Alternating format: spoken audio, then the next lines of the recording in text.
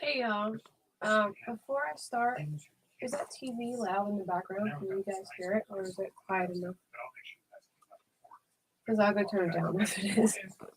They're in the room behind me watching TV and making a bunch of noise. So, if you guys hear the TV and it's loud, let me know.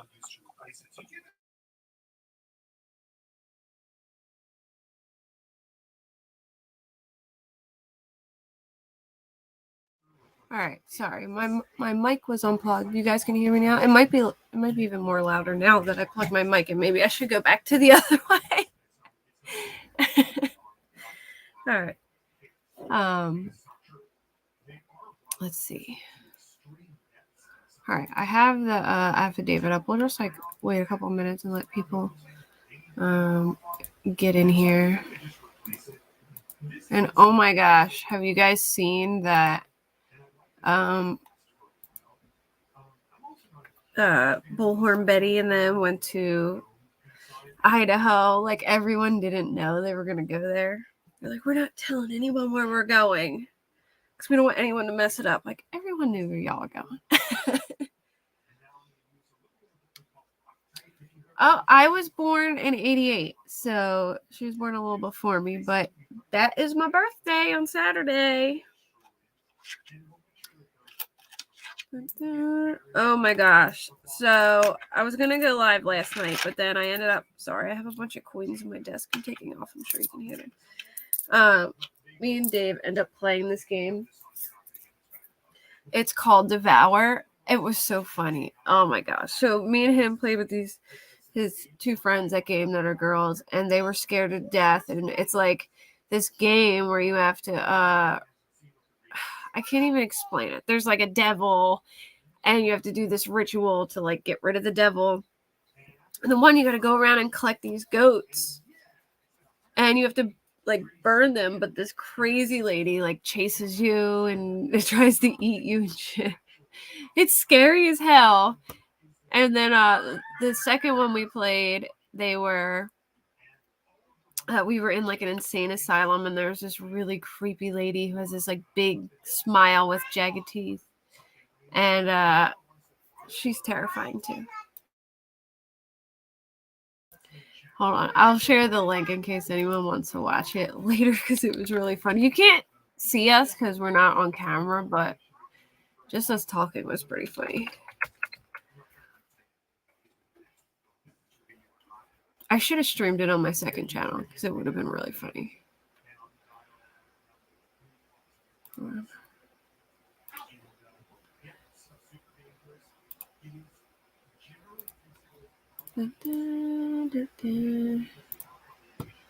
Hey, I didn't even start saying hi to people, sorry. Hey, Macy. Hey, Crystalline. Hey, Jen. Sarah. Robert Warney. Crystal, aka Beaver Gaming. Do you game, Crystal? Boston Nick, what's up? But yeah, it was funny. I had my son watch it for a second, and he saw the lady, like the scary lady, and was like, "No way." Fancy Macy's here. Look at her cute little puppy on her avatar. Oh, good, I can make this full screen. I need my glasses for this. I can't see shit.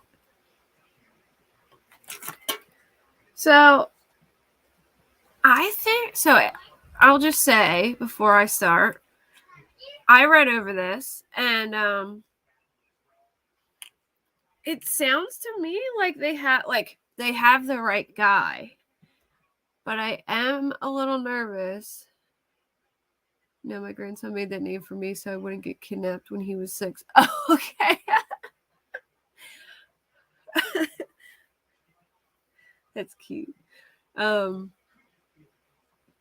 think they have the right guy, obviously. Like, I think they definitely do, but I am worried that they're going to have a hard time. Hey, Risk. I'm worried that they're going to have a hard time proving that it was him. But let me just say, I need to find out if I doubt that people would be able to hunt there. Like, does anyone know if hunting is allowed over in that area? I doubt it, but that would be important. And yeah, so let's get to reading. I'll start reading. So the probable cause affidavit obviously came out today, and it is basically, if you don't know what a probable cause, it is creepy as hell, boss. We were so scared. So I'll explain that a little bit because my friend's hubby helped us work it out because we're not really good with ballistics, but he put it. It's too close to houses. Yeah, I thought so, and it's like a walking trail for people. So I just can't see people being allowed to hunt there. But I don't know how well it holds up in court, but I know that each gun has like specific grooves. I don't know the difference between how reliable the grooves are with an unspent casing and a spent casing, so that's important too. So basically an arrest affidavit is before they arrest somebody, they write a probable cause affidavit up and explain why they want to arrest somebody, and they give it to the judge, and then the judge signs off on it and says that they can or they cannot, because you can't just go arresting people because you think something. You have to have probable cause. It has to be signed off by a judge, so they have to write this whole out, and then the judge approves it. So I'll put it on the screen too, because I'm sure people like to see as I read. I don't know if I can zoom in. Let me see. I guess I could zoom in like this way. Yeah. So that's the best I can do. So hopefully you guys, I think that's the best I can do. Hold on. Can I get rid of this here? Ah, there we go. Hold on. I might be able to do a little bigger. All right, here we go. I, the undersigned affiant, submit the following information pursuant to IC 353372 as a sworn affidavit setting forth the facts and circumstances known to law enforcement of Carroll County as basis for probable cause to arrest without a warrant or to establish probable cause for issuance of an arrest warrant for the above-named defendant. The facts and the circumstances described below would be sufficient basis for a person of reasonable caution and prudence to believe that the accused has committed or attempted to commit the offenses described, and that if arrested without a warrant, such would be authorized under IC 353311. That the hearsay statements of witnesses contained herein are considered reliable and credible due to the witnesses' personal knowledge and are corroborated by totality of the circumstances. So it does seem like they did corroborate the witnesses' statements, because they have like video camera footage to also corroborate that. So on February 14th, 2017, Victim 1 and Victim 2 were found deceased in the woods approximately 0.2 miles northeast of the Monon High Bridge in Carroll County. Their bodies were located on the north side of Deer Creek. At the time, the Monon High Bridge Trail was approximately 1 mile gravel trail terminating at the Monon High Bridge. The Monon High Bridge is an abandoned railroad trestle approximately 0.25 miles long, spanning the Deer Creek and Deer Creek Valley on the southeast end of the trail. Approximately 0.7 miles northwest on the trail from the northwestern edge of Monon High Bridge is the Freedom Bridge, which is a pedestrian bridge spanning State Road 25. Approximately 350 feet west of Freedom Bridge was a former railroad overpass over Old State Road 25, known as County Road 300 North. Hold on, guys.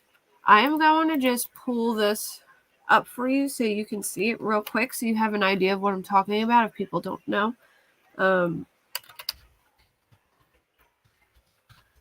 I have like a little map that I can show you. Here you go. So you understand what they're talking about. All right, here we go.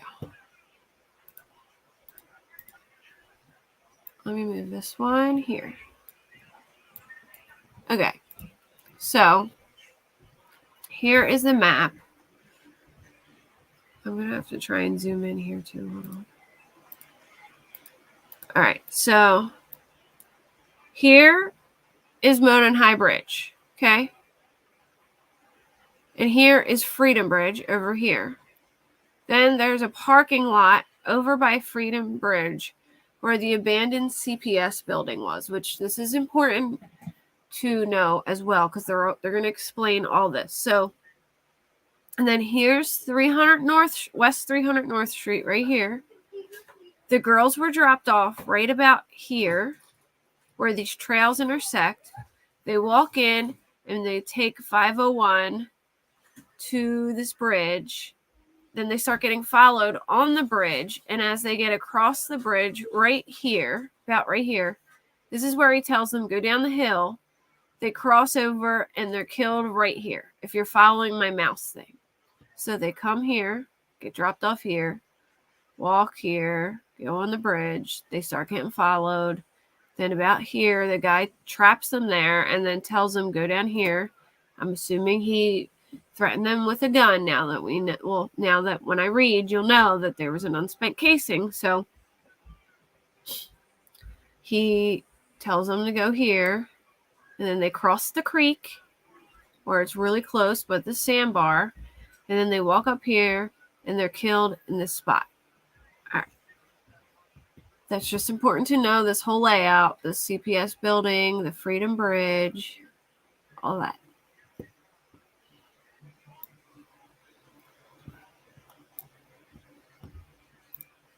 All right.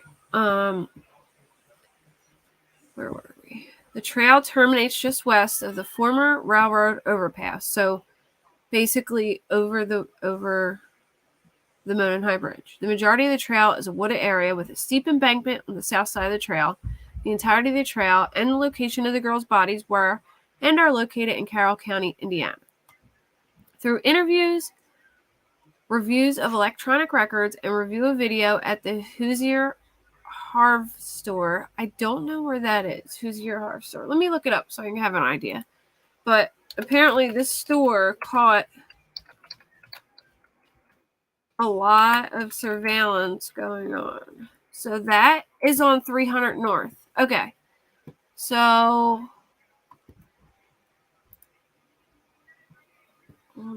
hold up. Real quick. The Hoosier Harv store is like in this area right here, around where they got dropped off. So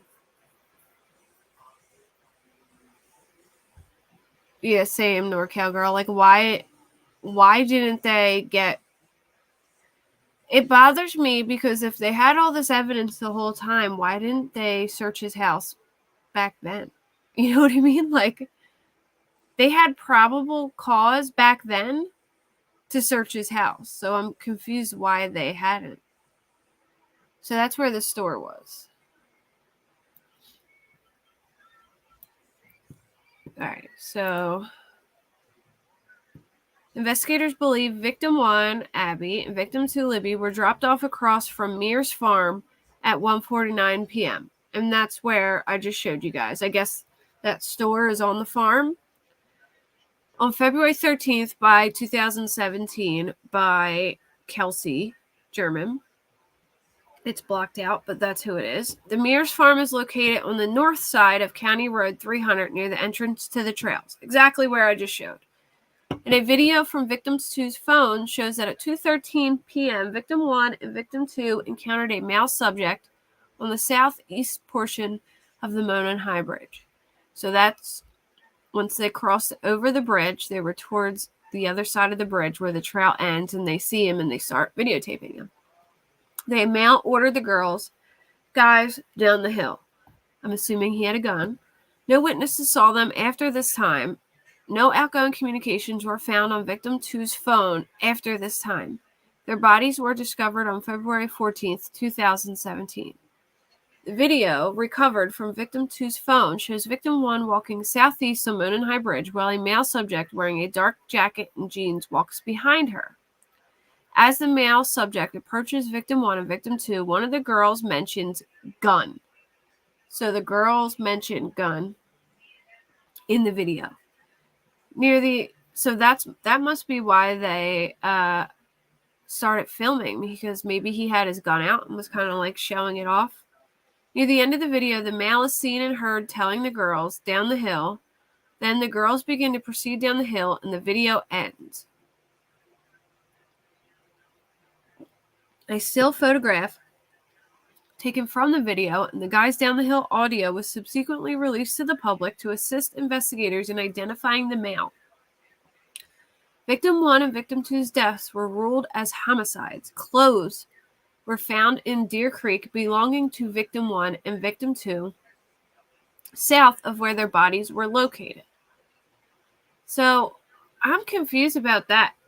They had clothes on, right? Like, as far as I know. Hey, Amory. Oh, thanks, Hippiporium. And of course, this case I've been following since the beginning, and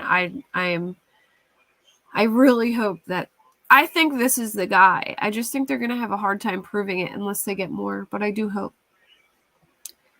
Yeah, I think that's the part that was edited out too, NorCal Girl.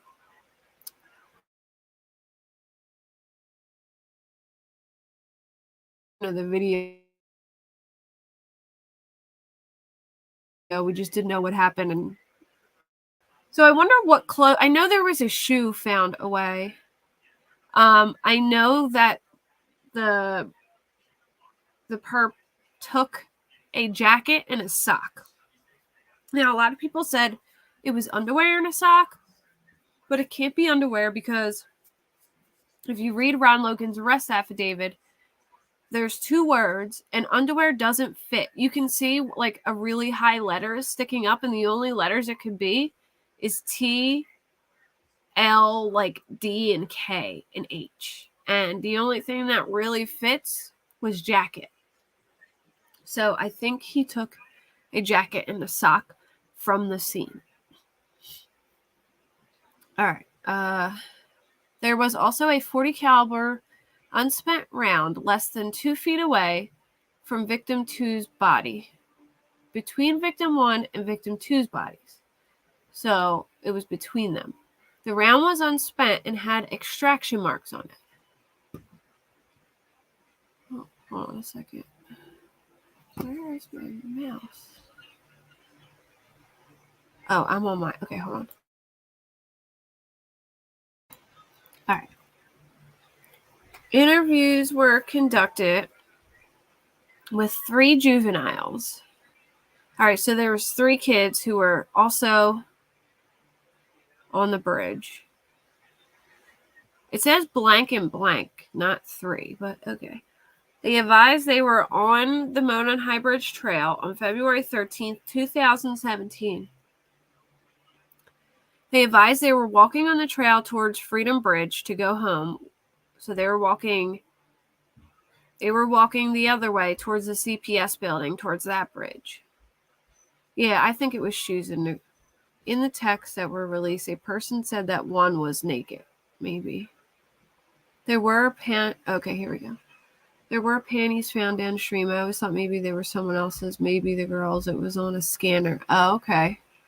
I didn't know that. So maybe 1 didn't have clothes on and 1 did. So they encountered a male walking from Freedom Bridge. Okay, so they were headed home, and they saw a man walking from Freedom Bridge towards Monon Bridge.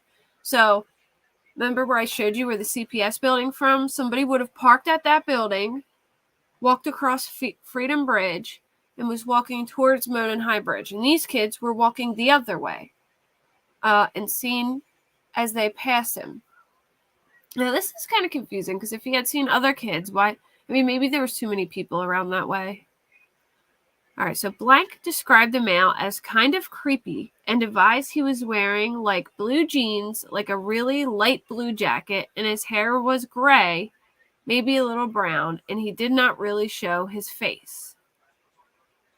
She advised the jacket was a duck canvas type jacket. Is it duck canvas like a Carhartt type jacket? Or like a windbreaker material?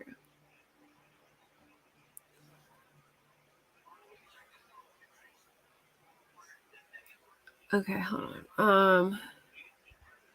Blank advised she said hi to the male, but he just glared at them. She recalled him being in all black and had something covering his mouth. So one girl thought he was in all black, and the other person said he was in a light blue jacket and jeans. She described him as not very tall with a bigger build and said he was not bigger than 5'10". Blank advised he was wearing a black hoodie, black jeans, and black boots. How did they get whole different descriptions? I mean, I guess it's kind of in the middle because the guy was in like dark blue and the one had seen a light blue jacket and the one had seen black. She had stated his hands in his pockets. Blank showed investigators photographs she took on her phone while she was on the trail that day. So I guess the investigators showed him Liberty's photos. Or wait. Oh, no. So the girl they interviewed took pictures. The photographs included a photo of the Monon High Bridge taken at 12:43 p.m. and another one taken at 1:26 p.m. of the bench east of the Freedom Bridge. Blank advised after she took the photo of the bench, they started walking back towards Freedom Bridge.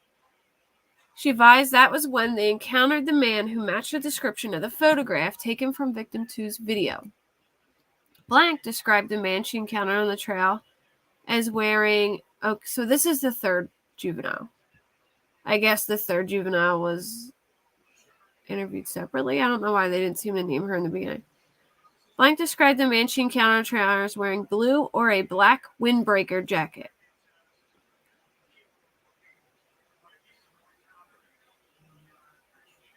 I have the leaked text somewhere. I have them saved somewhere. She advised the jacket had a collar and he had his hood up from the clothing underneath his jacket. So it pretty much sounds like a pretty similar jacket. I'm not saying it was Ron Logan's jacket, but I'm saying it probably is a similar jacket to the one that Ron Logan was wearing in that interview by how she describes it, like the windbreaker material on the outside. And it has like the collar but no hood. And then he had a hoodie underneath. She advised he was wearing baggy jeans and he was taller than her. She advised her head came up to approximately his shoulder. She advised she said hi to the man and that he said nothing back. She stated he was walking with a purpose, like he knew where he was going. She stated he had hands in his pockets and kept his head down. She advised he did not get a good look at his face, but believed him to be a white male. The girls advised after encountering the male, they continued to walk across the Freedom Bridge and the Old Railroad Bridge over Old State 25. So it sounds like, hey, Queefeater, hey, Ella. It sounds to me like he knew they were going to be there and he was particularly going for them. So I do think there was somebody else. I think Kegan is involved, and I think Kegan lured them there and told him that they were going to be there at that time. Because Kegan looked up that gas station in Delphi, even though he's from Peru. So I'm convinced that Kegan has to be involved to some extent. And I think... right, Boston. It is crazy, isn't it? I'll have to stream us playing sometimes on my second channel. It's scary as hell, but it's so funny. The girls, I was fine the other night playing, but when I played with those girls, they had me scared because they were scared. So I think that, okay, so I think Kegan, I'm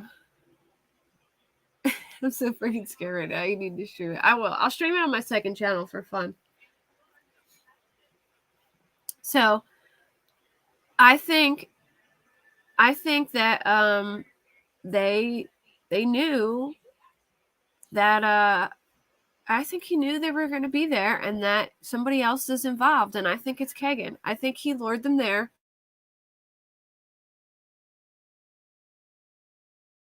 And I think, sadly,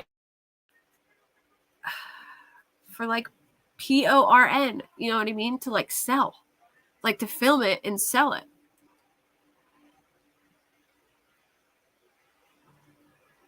So a pic of the gas station that said Kegan and Richard Allen met there. Maybe it's called Marathon Gas Station, the one he was searching.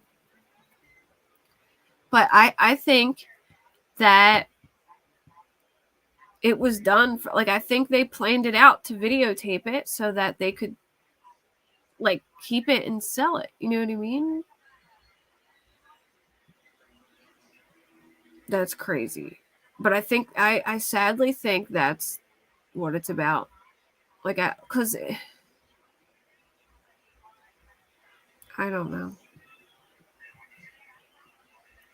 And then it scares me to think, like, if they could have, like, made them do things. You know what I'm saying? Like, I don't want to go there talking about it, but, like, we don't know all the... I'm afraid that this is going to get ugly in court when all this stuff comes out and the details of the crime scene and things like that. Like, I can't even... I just have a bad feeling that it's going to be, like, really bad. So, investigators spoke with Blank, who advised she was on the trails February 13th, 2017. Video from the Hoosier Harvester captured Blank vehicle traveling eastbound at 1:46 p.m. toward the entrance across from Mears Farm. Blank advised she saw 4 juvenile females walking on the bridge over Old State Road 25 as she was driving underneath on her way to park. Blank advised there were no other cars parked across from the Mears Farm when she had parked. She advised she walked to the Monon High Bridge and observed a male matching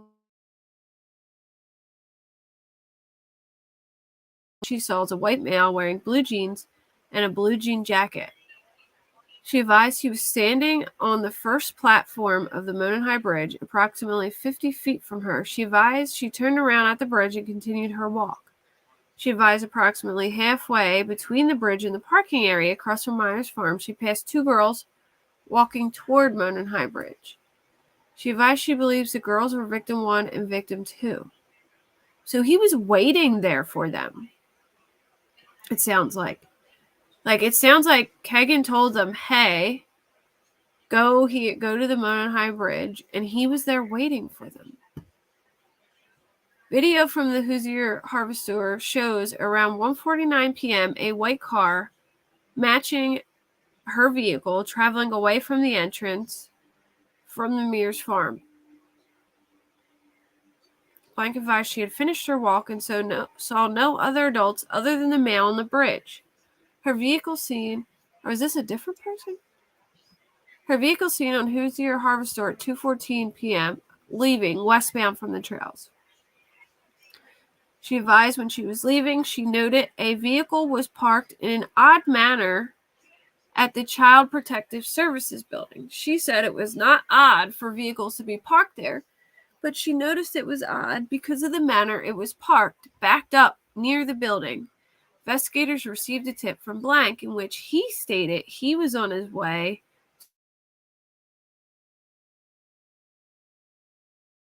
to DELPHI on State Road 25 around a purple PT Cruiser or a small SUV-type vehicle parked on the south side of the old CPS building.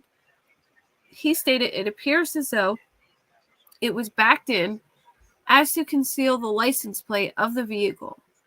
Blank both drew diagrams of where they saw the vehicle parked, and their diagrams generally match as to the area where the vehicle was parked and the manner in which it was parked. Blank advised he remembered seeing a smaller, dark-colored car parked at the CPS building. He described it as possibly being a smart car. Blank vehicle is seen leaving at 2:28 p.m. on the Hoosier Harvester video. Investigators spoke with Blank, I guess this is another person, who stated that she was traveling east on 300 North on February 13th, 2022, and observed a male subject walking west on the north side of 300 North, away from the Monon High Bridge. She advised that the male subject was wearing a blue-colored jacket, blue jeans, and was muddy and bloody. Wow. She further stated that it appeared he had gotten into a fight. Investigators were able to determine from watching the video from Hoosier Harvester that Blank was traveling on CR 300 North at approximately 3:57 p.m.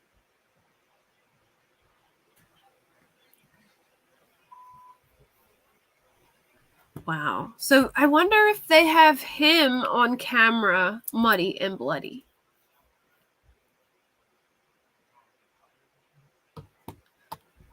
I mean, it doesn't say that, but... All right. Through interviews, electronic data, photographs, and video from the Hoosier Harvester, investigators determined that there were other people in the trail that day after 2:13 p.m. Those people were interviewed, and none of those individuals encountered the male subject referenced above, witnessed by juvenile girls blank and blank. Further, none of the individuals witnessed victim 1 and victim 2. Investigators reviewing prior tips encountered a tip narrative from an officer who interviewed investigators reviewing prior tips. So they must have went back and started looking over tips to try and, break stuff down again. Encountered a tip narrative from an officer who interviewed Richard Allen in 2017.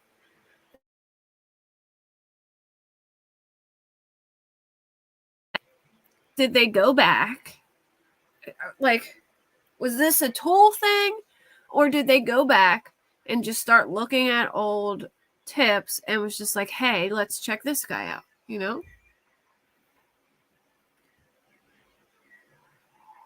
He had met them before? I don't think they met prior. No.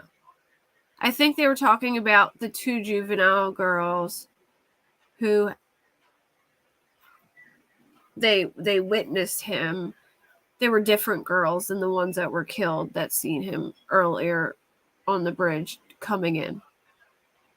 All right, so the narrative stated Mr. Allen was on the trail between, 1:30 and 3:30. He parked at the Old Farm Bureau building and walked to New Freedom Bridge. While at Freedom Bridge, he saw 3 females. He noted one was taller and had brown or black hair.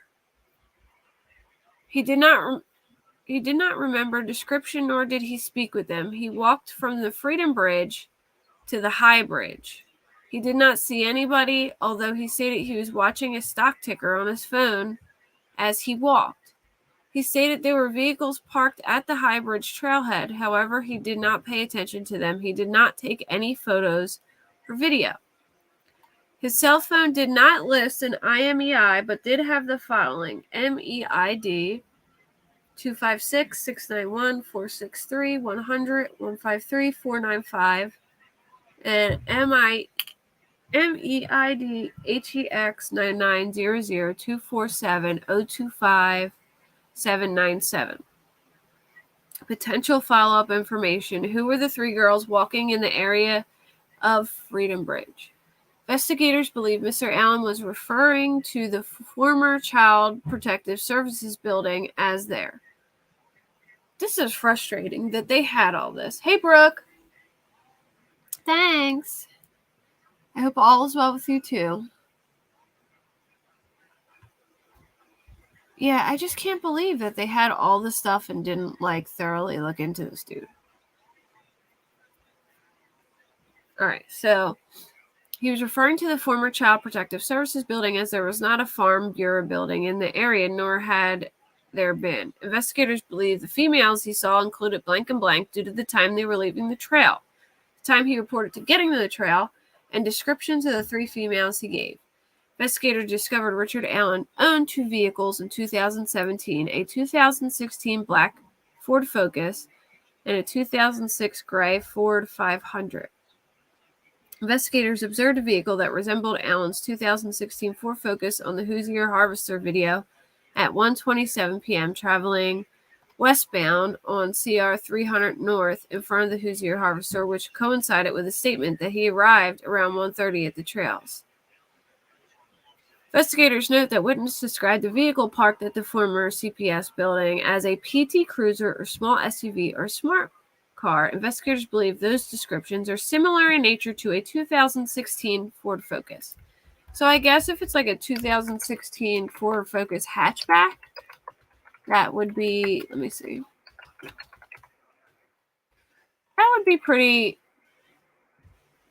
I mean, it don't really look like a PT Cruiser, but I get where they could, that's what it looks like. Like that looks what he was driving.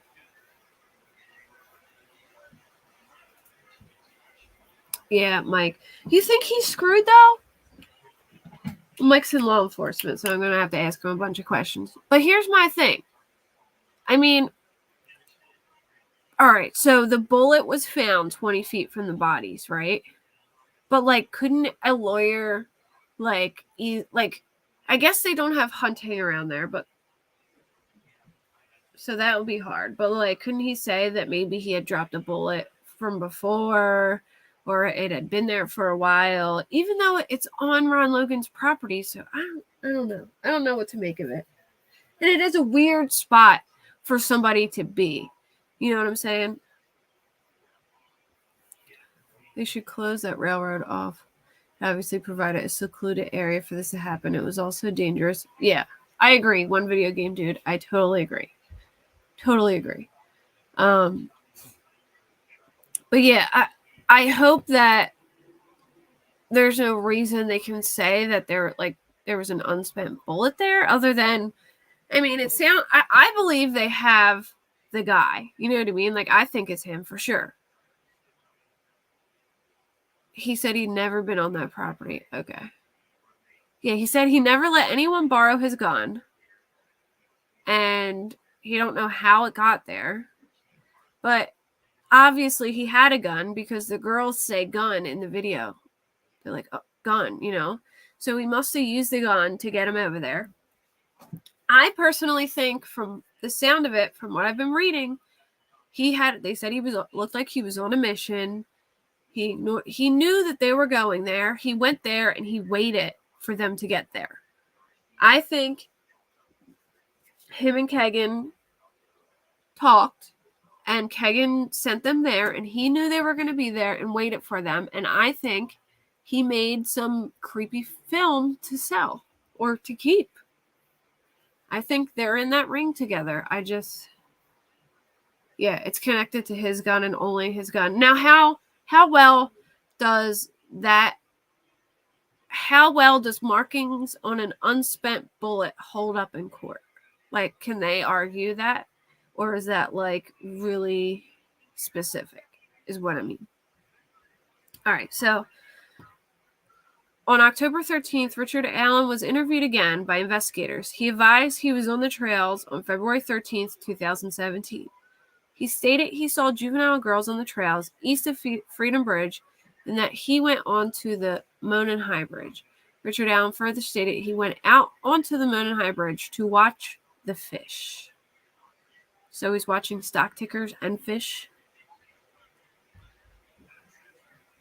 So, like, all right. So apparently there was extraction marks on his bullet. It was an unspent casing. So what it looks like he did was he loaded the gun, and then he cocked it to put it in the chamber.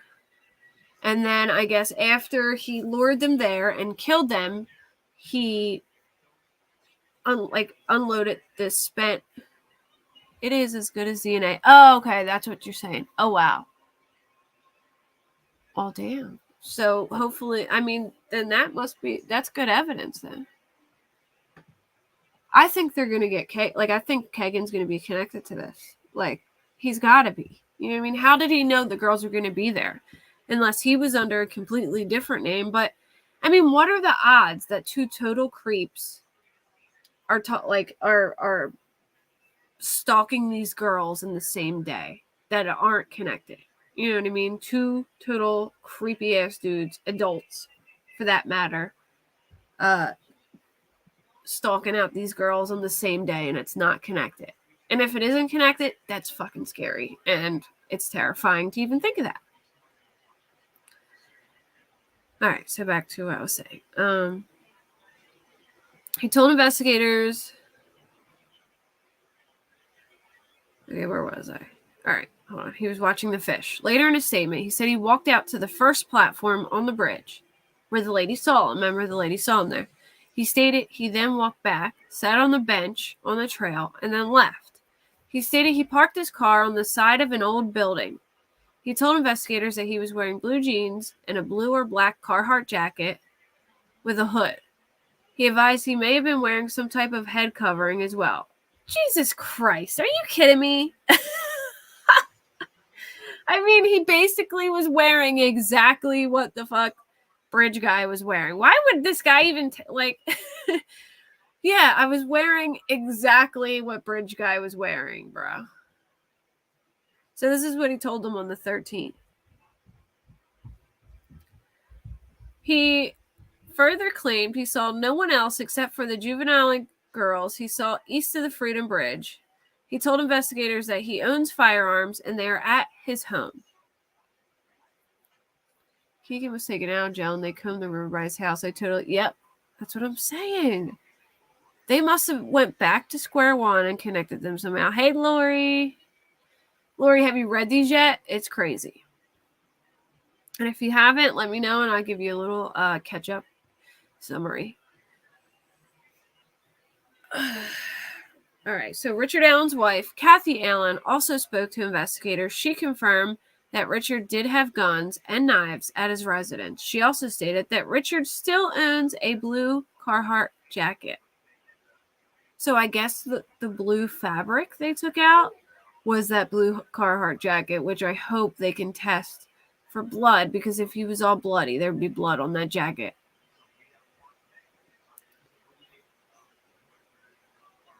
Oh, yeah, I agree, Mike. Now that I've read this, I'm like, holy crap, how did his wife not know? It says she was interviewed, but was she interviewed in 2017 or was she interviewed recently?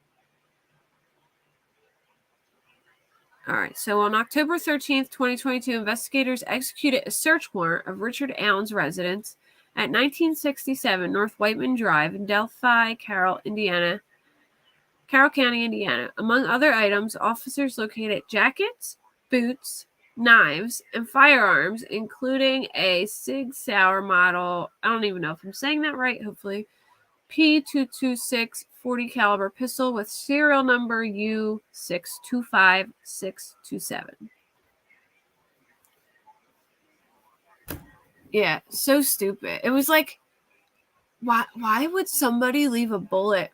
Like, why would you unload a bullet right next to where you killed people? I'm sorry, but that is just so freaking dumb. Like, who does that? Like, why would you leave? He left a cigarette, didn't he? Like, why would you leave anything anywhere near that crime scene?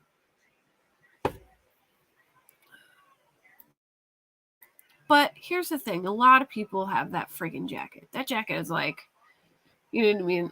I don't know. I just feel like that jacket is like common in those areas.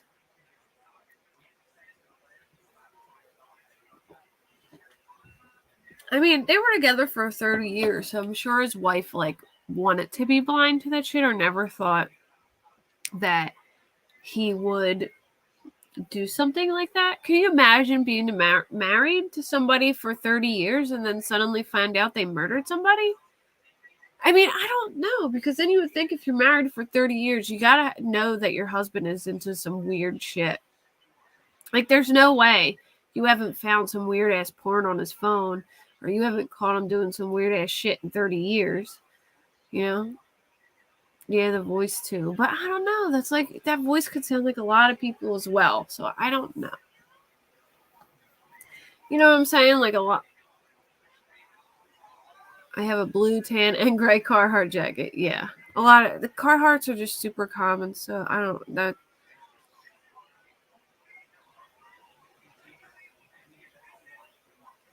Yeah. I mean, she's got to at least like had to think that he could be involved. Like he was there. He has the same clothes. I mean, she definitely had to have been like suspected, I guess. I don't know. But she might have thought there was a bunch more people there. Who knows? I don't know. All right, so between October 14th and October 19th, the Indiana State Police Lab performed an analysis on Allen's Sig Sauer model P226. The lab performed a physical examination and classification of the firearm, function test, barrel, and overall length measurement, test firing, ammunition component characterization, microscopic comparison, and NIBIN. I don't know what NIBIN is, but somebody could. Mike, do you know what that is? NIBIN. Laboratory determined the unspent round located within 2 feet of the victim 2's body had been cycled through Mr. Allen's Sig Sauer model P226. The laboratory remarked. An identification opinion is reached when the evidence exhibits an agreement of class characteristics and sufficient agreement of individual marks.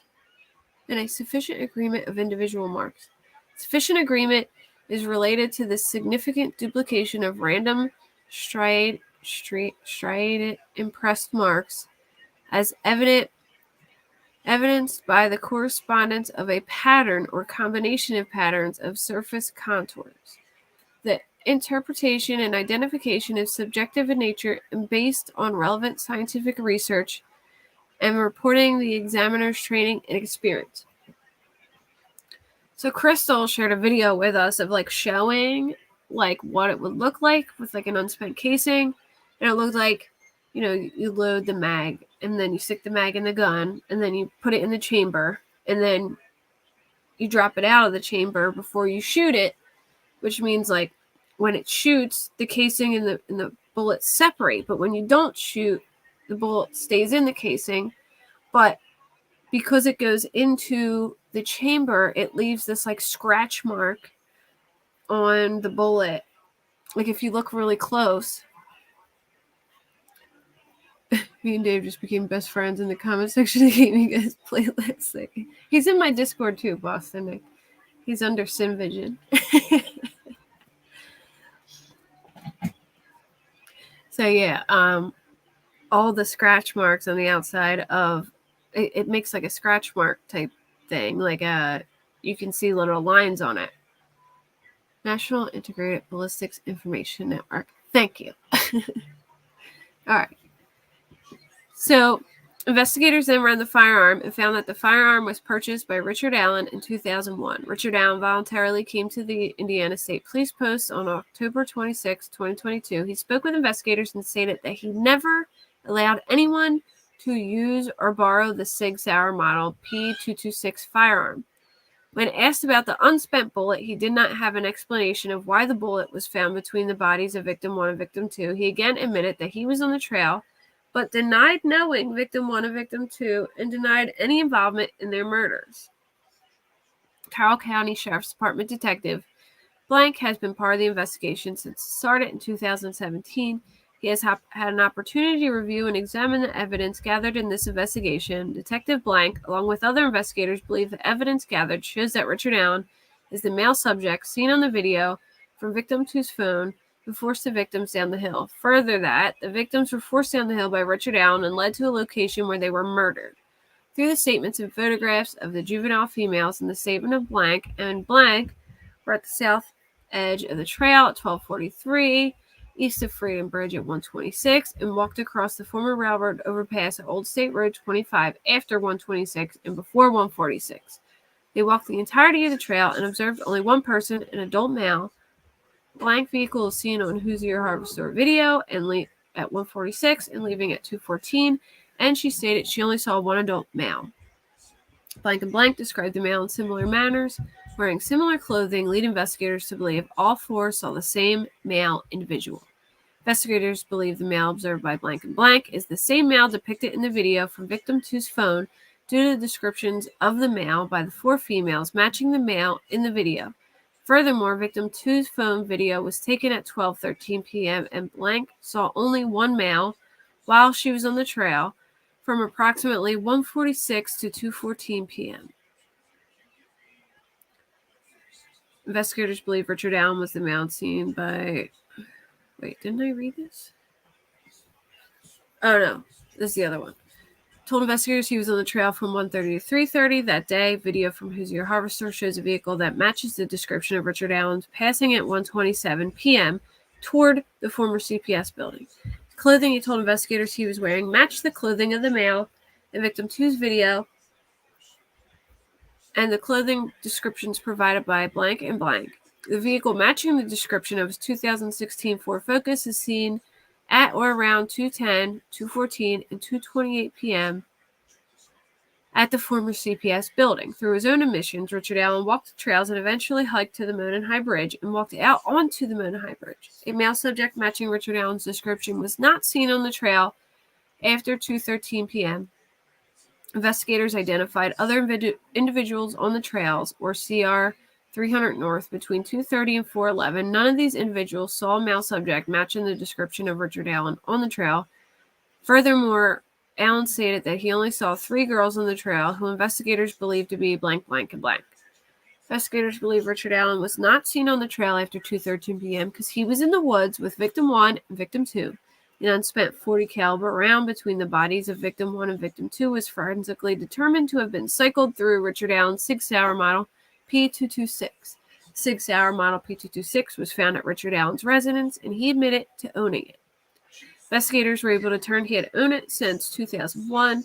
Richard Allen stated he had not been on that property where the unspent round was found, that he did not know the property owner, and that he had no explanation as to why a round cycled through his firearm would be at that location. Furthermore, he stated that he never allowed anyone to use or borrow the Sig Sauer model P226. Investigators believe that after the victims were murdered, Richard Allen returned to his vehicle by walking down CR 300 North. Investigators believe he was seen by Blank walking back to his vehicle on CR 300 North with clothes that were muddy and bloody. Blank, along with investigators, believe the statements made by witnesses because the statements corroborate the timeline of the death of the 2 victims as well as coincide with the admissions made by Richard Allen. Further, the accounts relayed by Blank and Blank are a similar nature, and timestamps on photos taken by Blank correspond to the times the juvenile female said they were on the trail and saw the male individual. And they didn't print the last page, which is probably just the signature, so that's all I got.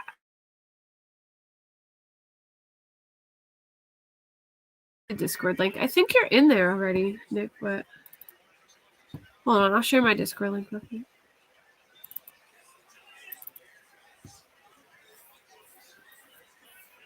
So based on what the authorities confiscated from his home, guns, clothes, and knife, that means this guy used a knife and or a gun to murder them.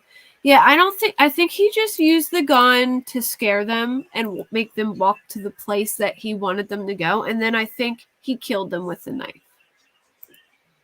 And I think he did it for to sell it, you know what I mean? Because I think him and Kegan Kline worked together, because it sounds like he was already there waiting for them to get there, and she thought that she was meeting Anthony. This is what I think happened. I think, yes, the gun to control. There's my Discord link, Nick. All right, so this is what I think. I think Kagan was talking to them under Anthony Schatz. Either there was multiple people running this Anthony Schatz account, or Kagan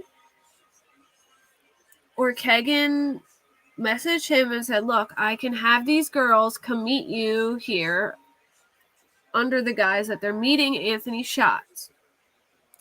They thought they were going to meet Anthony Schatz. They think he's going to be at the bridge. They get there, and they see some creepy older guy with a gun instead of him. And they're probably like, what the hell? Like, this is weird. You know what I mean? And then they probably come to the realization that maybe they're not talking to Anthony Schatz. And that's when they start filming, because they know something's terribly wrong. And then he pulls out the gun. They see the gun. And he has them go down the hill, and he probably filmed it, and it's probably been sold or saved somewhere. And I think that the crime scene is probably a lot worse than any of us know, because I don't even want to go there, but because I think, in my opinion, he was filming it or whatever, and probably, either did things or made them do things or whatever, they're creeps. And I hate to think about that, but I just have a bad feeling about it. I do.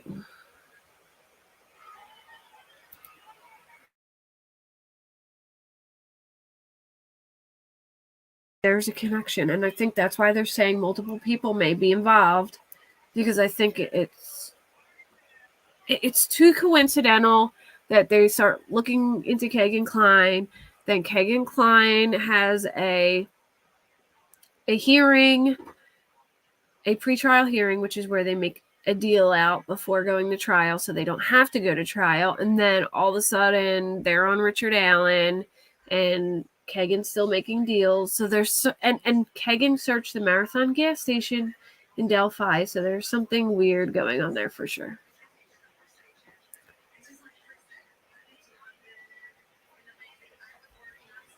You think that he was using the Schatz profile too as well, Mike? That could definitely be a possibility, that more than one person were using this profile, because they were all, it sounded like to me from reading the Kagan transcripts, is that there were multiple people. It was almost like they were all working together, because there was multiple guys under young female names.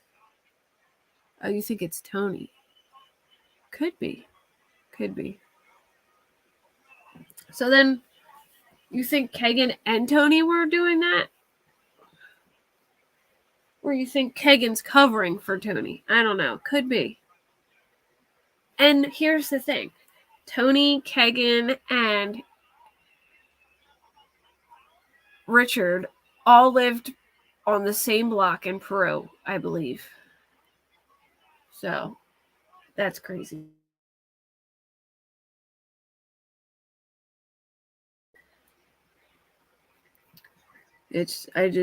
I can't see any other way. Alrighty, well, I am going to end this, because I promised my kid that I'd only be like an hour. He was like, so I was like, all right, I just wanted to make sure I got this out soon to everybody. But I'll be back tomorrow. Dave's streaming tonight, so I will be back tomorrow.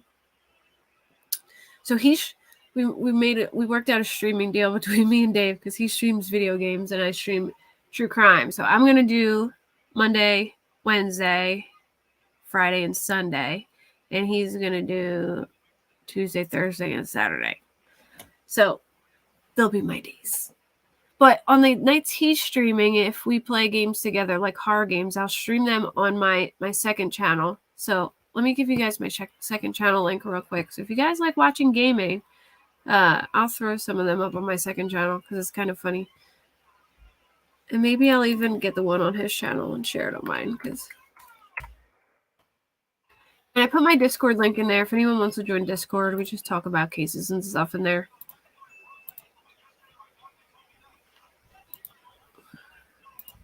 on, I'm getting my second channel link real quick, guys. It's gonna, my second channel is gonna be like for sure, Jen. My second channel is gonna be like videos about my lizards and just like random stuff, like random topics I want to talk about, and maybe some game streaming. So that's the link for my second channel too. Make sure you guys subscribe, and I'll be back tomorrow. So good night, everyone. Thanks for coming.